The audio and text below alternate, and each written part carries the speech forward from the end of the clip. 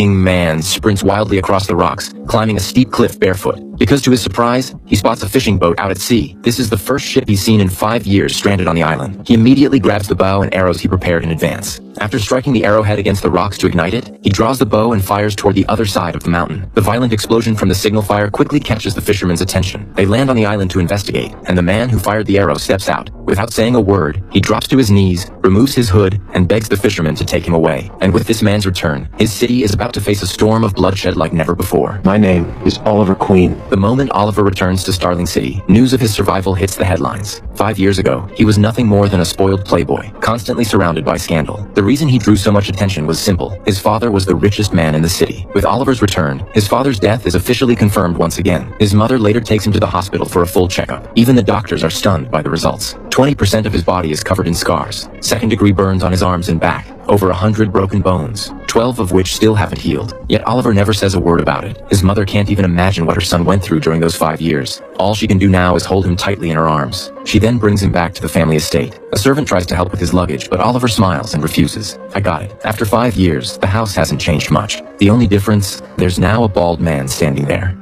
Walter. Walter Steele? You remember Walter, your father's friend from the company. Oliver's expression turns cold. He walks right past the bald man and greets the old family butler instead. Welcome home, Mr. Oliver. At that moment, another woman appears. Oliver's face instantly softens. It's his sister, Thea. I knew it. I knew you were alive. During the 5 years Oliver was missing, she was the only one who never stopped believing he was alive. Not long after, Oliver's best friend Tommy rushes over as well. They had been close friends long before the accident. Later, the family sits down for dinner together. Thea keeps asking Oliver what he went through during those 5 years. But Oliver avoids the question, and instead says he wants to visit his father's company. His mother and the bald man both freeze for a moment. Well, there's plenty of time for all that. Being consolidated isn't going anywhere. I didn't realize you wanted to sleep with my mother, Walter. The room instantly falls into awkward silence. His mother quickly recovers and admits she's already married Walter. We both believe that Robert, like you, was, gone. It's fine.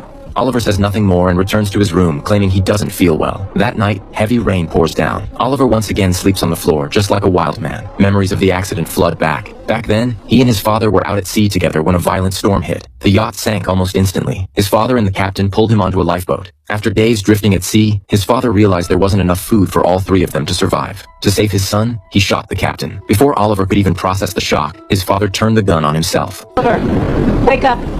Oliver! Seeing that it's his mother standing over him, Oliver instinctively shrinks back, apologizing repeatedly. His mother is heartbroken. She knows this is a survival reflex he developed during 5 years on the island. You're home. You're home.